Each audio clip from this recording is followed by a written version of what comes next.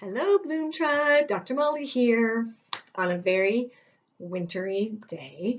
I wanted to talk to you today about something that we call senioritis or senior slump or whatever other words the kids nowadays have for it. So I wanted to talk to you about this because it's super relevant in my sessions right now.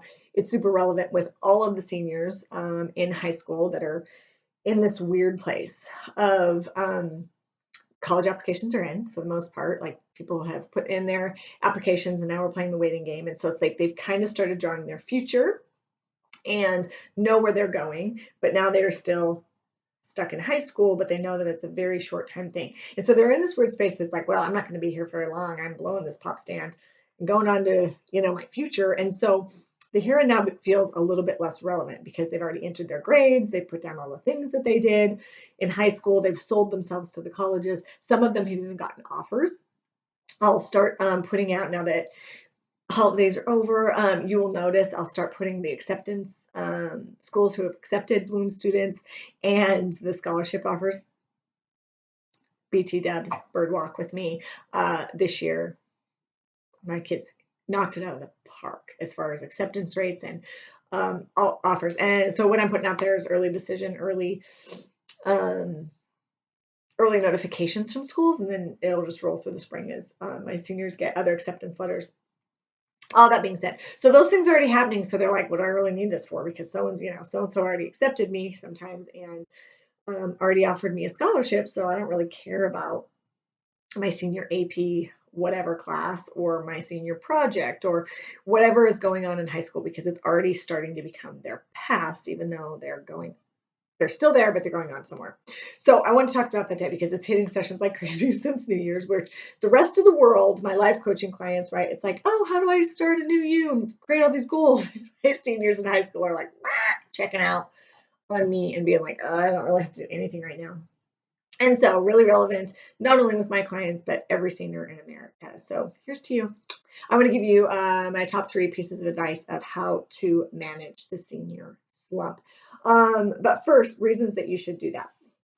One, let me just give you the parental type of a talk, which I know that you probably hate this, but it's important for you to hear that it is building muscles for what is to come for you. So it's super snowy where I am right now in the Pacific Northwest. Like we've been getting snow since like last Friday. So that just leaving your house right now, getting out of your bed in the morning, it's super dark too, until after we get up and go places. So just even getting out of your bed and going somewhere is a grand old effort for all of us. So I get it. It's nice and warm and snuggly. You don't want to go to school, or because of all of this snow, and you know who I'm talking about, you hit the slopes, right? It's like, oh my God, we had a great snow day. So you bail and you go skiing instead. Or I had someone tell me the other day, and man, got good at it, but they're playing the game of, well, I'll miss this class and this class, but I can never miss this class because that teacher would grade me harder, or it's just a harder class for me, and I know I can't rock a B or a C if I don't go to that one, but with these, so that they hit the slopes as soon.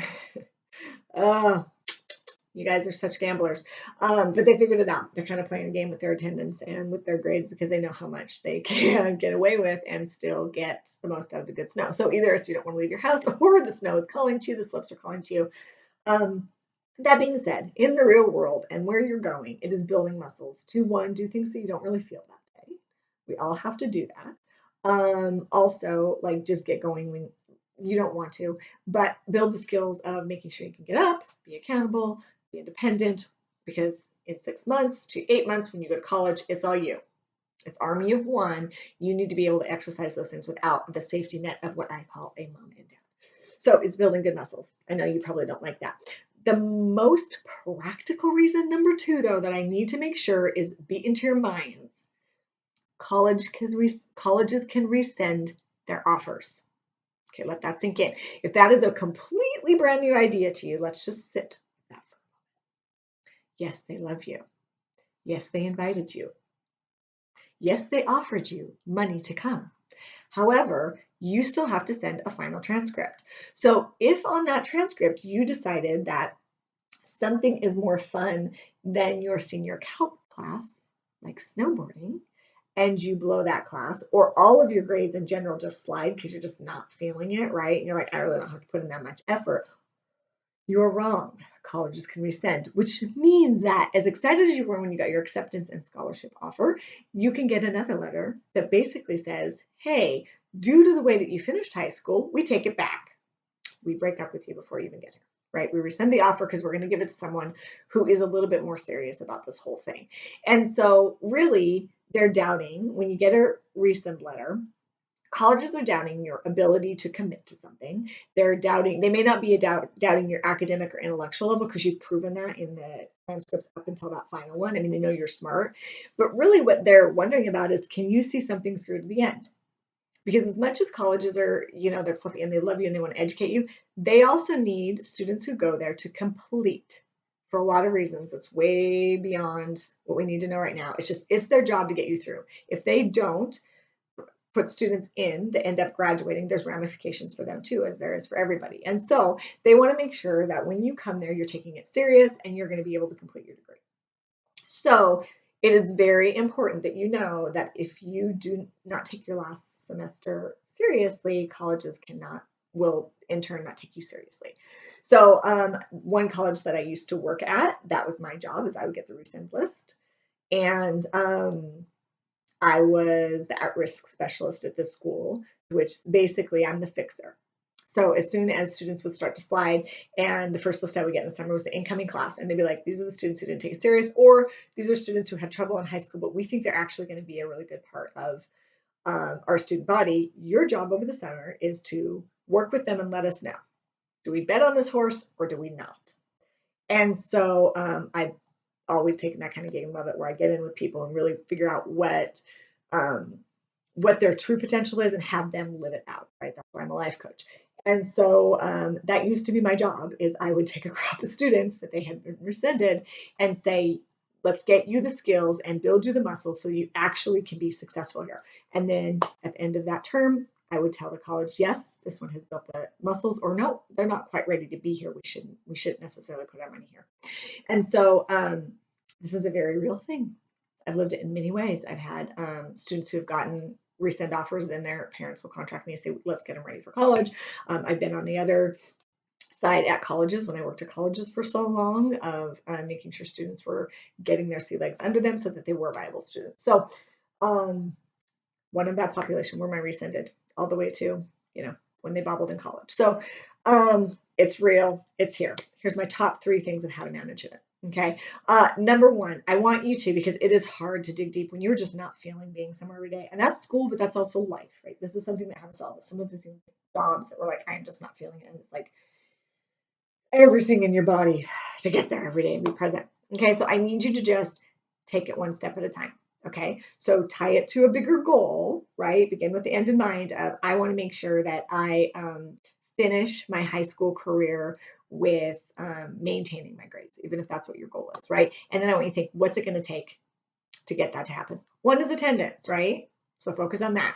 Did I attend every day, even if I didn't feel like it? 2, homework. Are you turning it in, or are you just blowing it off because you don't think it matters anymore? So break it down into those small steps and then just follow through every day. Just pay attention to what you're doing. You've been doing it most likely for quite a while. You just are making the choice to not pay attention to it anymore. So if you need to bring it down to small steps, so it's like, but I can get through one day. The term's feeling like forever because we're in that time of year, but can I break it down day by day and do small steps? Yes, you can.